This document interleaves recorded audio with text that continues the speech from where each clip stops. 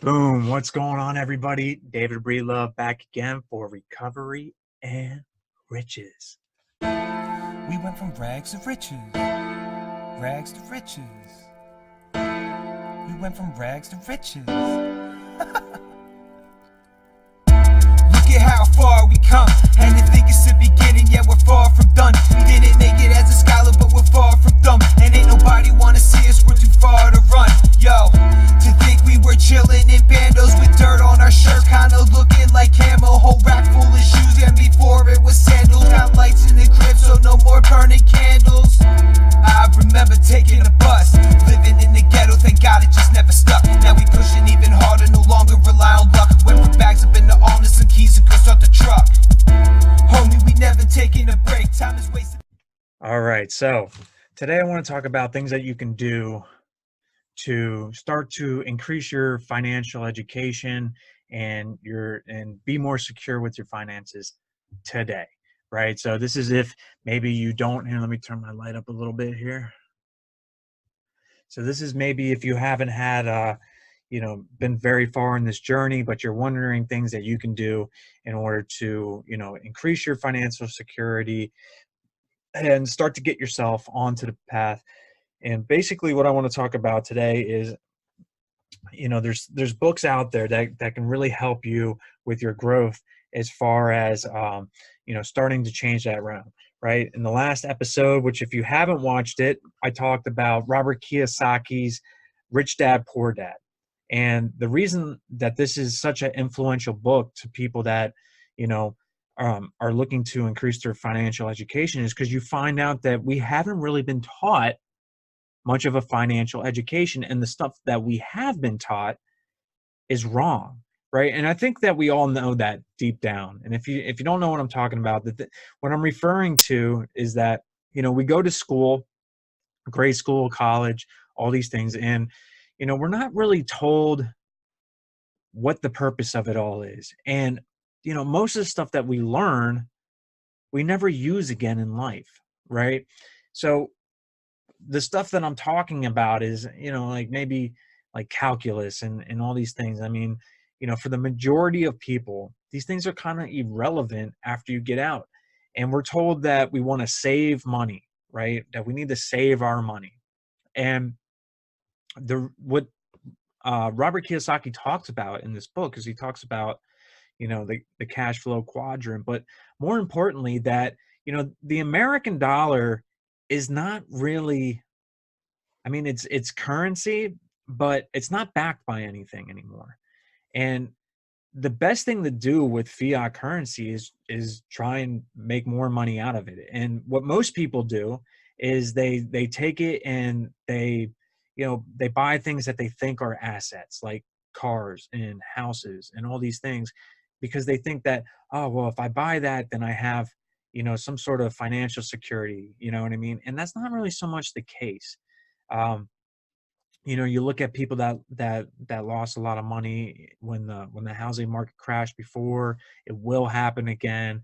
The American dollar is constantly going down in value. So, uh, we're talking about doing things that we can start to educate ourselves on what are really assets and what are liabilities. And what Robert Kiyosaki talks about, and if you haven't gotten this far in your financial journey, he talks about that buying a house to live in is not buying an asset. You're actually buying a liability. And, why? Why is that a liability and not an asset? Well, by definition, an asset is something that generates income. So if you were paying a mortgage, you are not generating an income out of that. You're spending money on it. So technically, it's a liability. It's something that you owe money onto.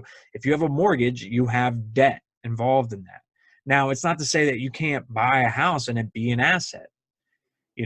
There are ways of making your home turn a profit, and that would make it an asset. But it's the same thing with a car. A car is not technically an asset. I mean, you don't really own it. The bank owns it. You're paying the bank. I mean, eventually you will own it if you don't default on your payments. They won't come take it. But if you default on your payments, then you lose your car and you lose all the money that you put into that car. If it were at least somewhat of an asset, then they would give you the money that you put into it back. But they don't.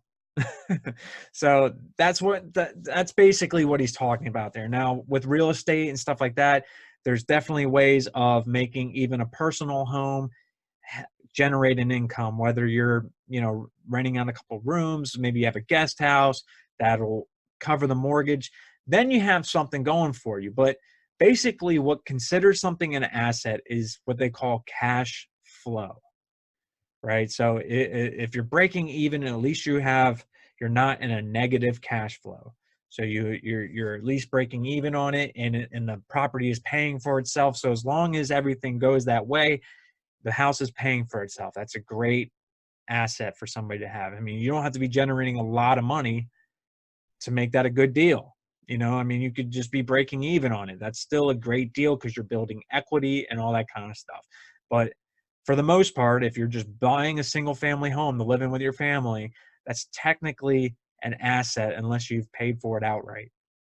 So, he talks about these things, and he also talks about the four quadrants. The four quadrants are, going from being an employee to self-employed to business owner to investor.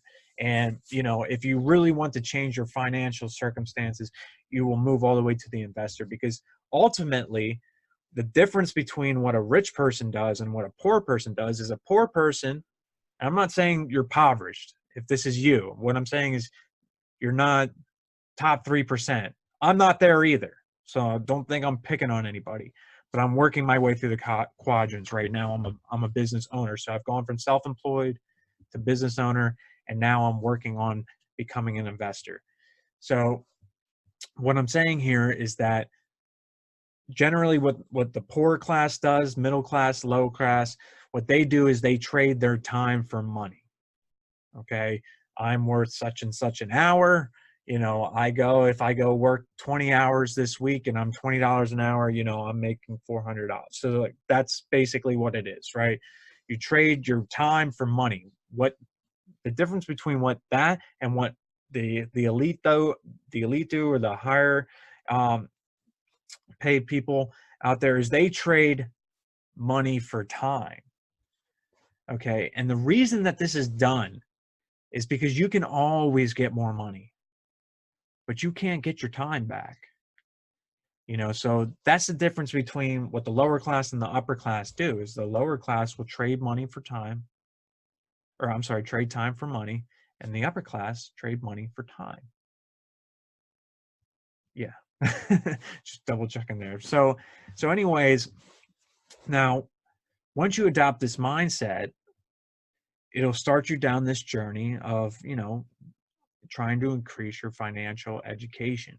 So these are important things. So that book is by far a must, right? The next thing that you want to try and, what I would recommend, and these are just suggestions you take on, I'm not telling you, go out and do any of this kind of stuff, but, if this is something that interests you, what you want to do is you want to start looking into some sort of mentorship. Find something that you want to do. If you want to get involved in real estate, look for mentorship. If you want to get involved with trading, currency, Forex, Bitcoin, find some type of mentorship. If you want to get involved with business, find some sort of mentorship. The one thing that most people do is they try to save themselves $1 by figuring out how to do everything on their own. And what does that ultimately do?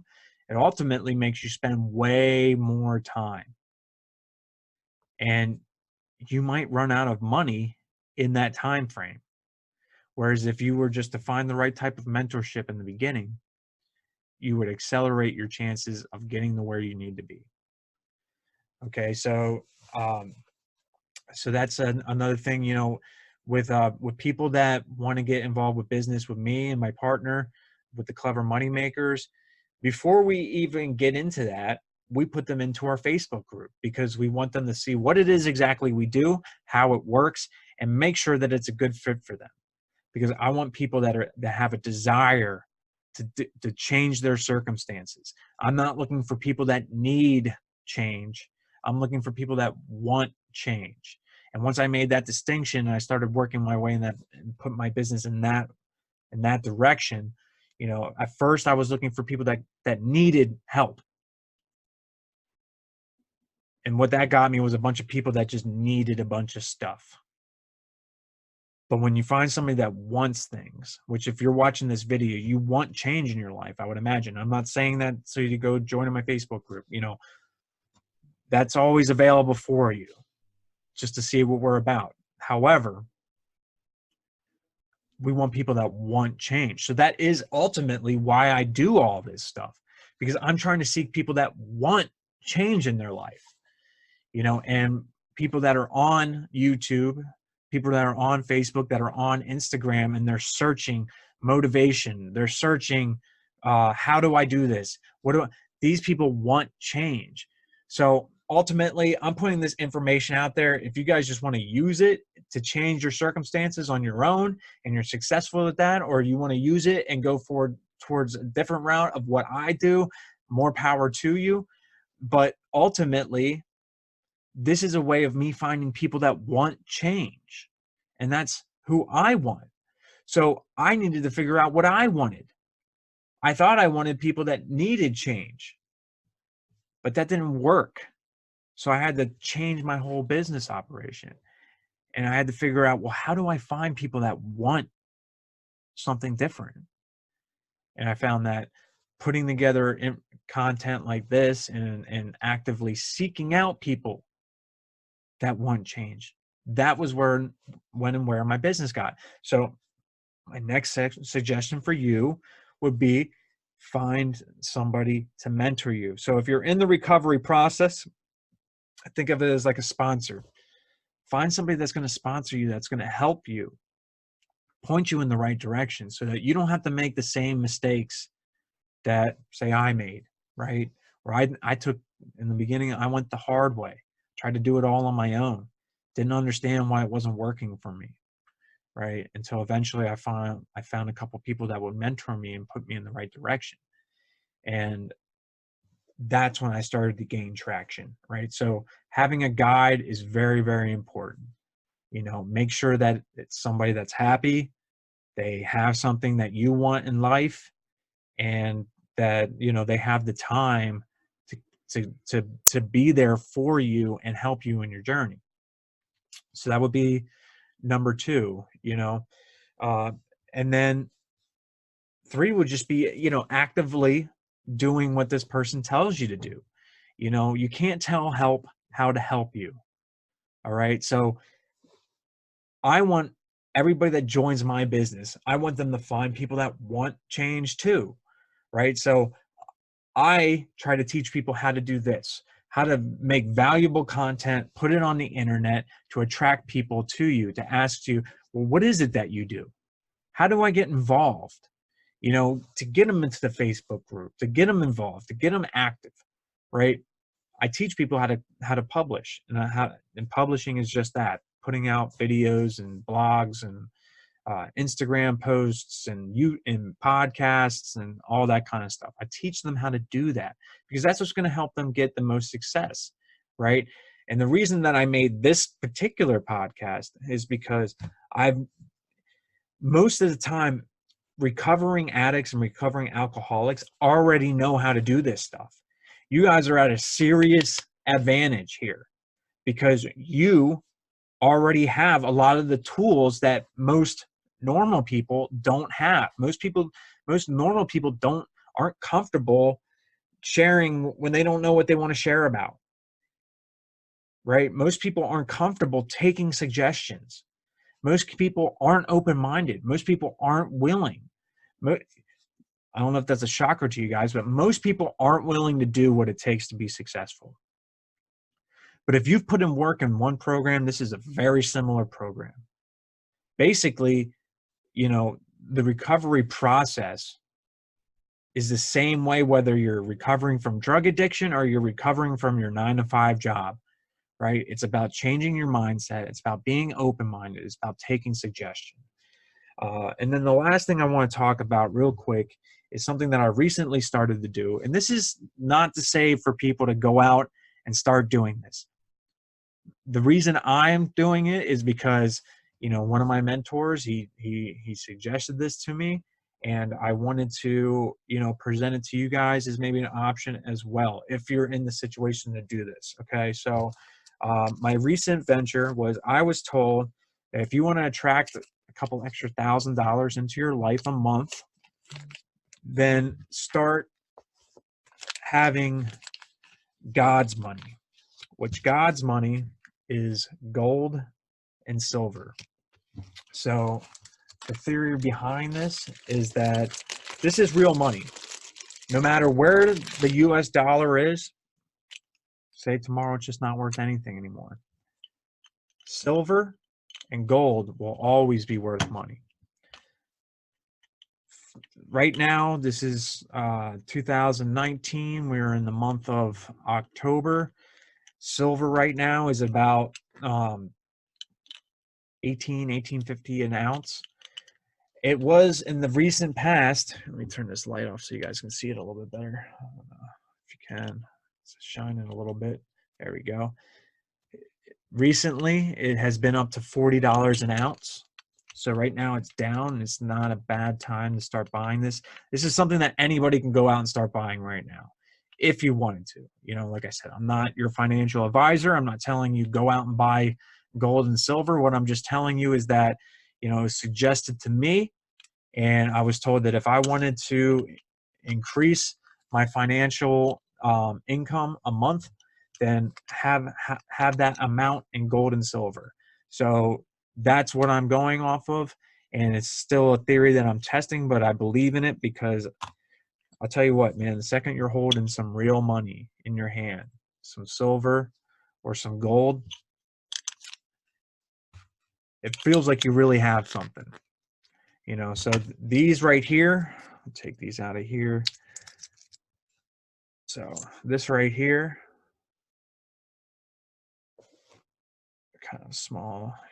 Let's see, zoom it out. So that right there, this is 24 karat gold. This is a gram. This is a gram of gold. So is this one here. So it's not that big, right? It's just a little guy, gram of gold. These are each roughly about $50 a piece. So that little thing right here, $50, right? Now, this is an ounce. These are grams. There's roughly 30 of these in 1 ounce of that. A gram of gold right now is selling for $1,500. I know I just started buying this stuff, so I don't have a whole lot yet. I'm not going out and just buying thousands of dollars worth right now. I'm basically just collecting over time.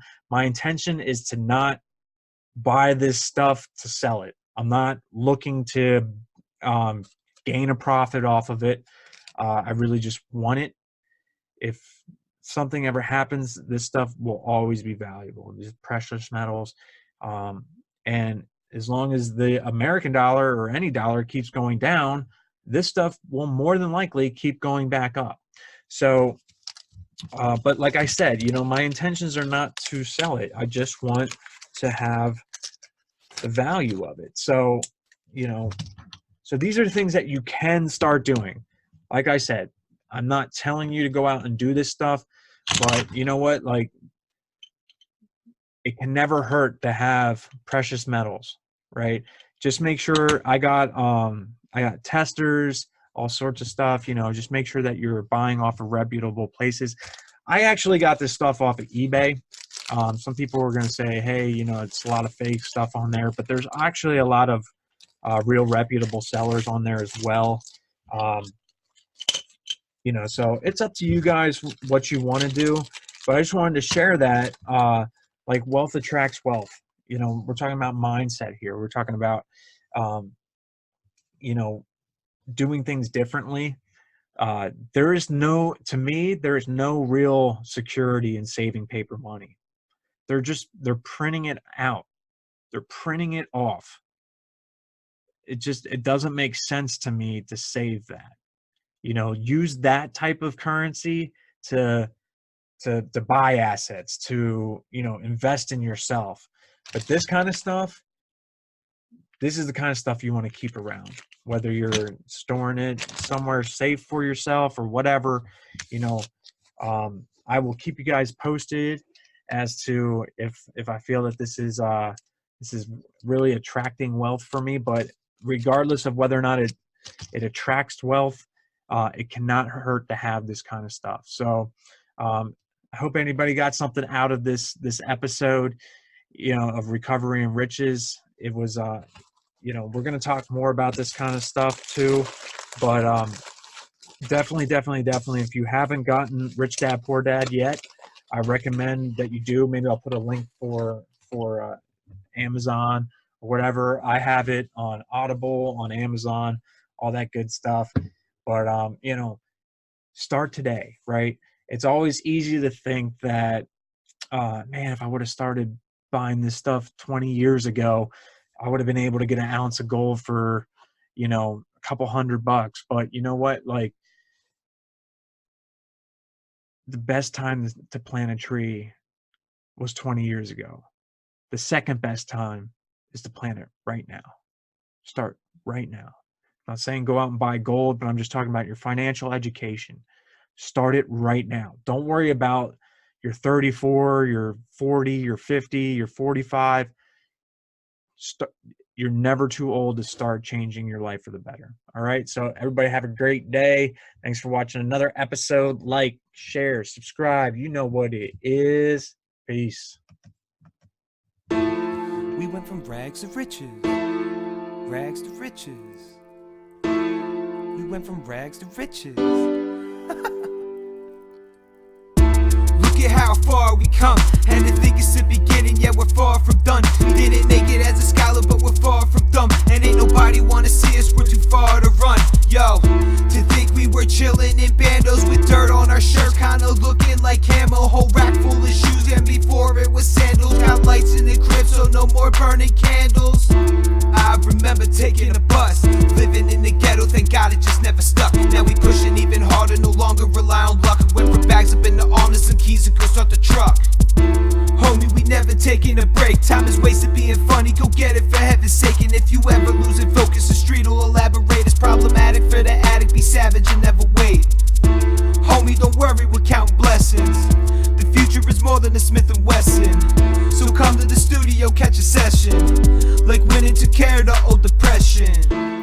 We went from rags to riches. Rags to riches. We went from rags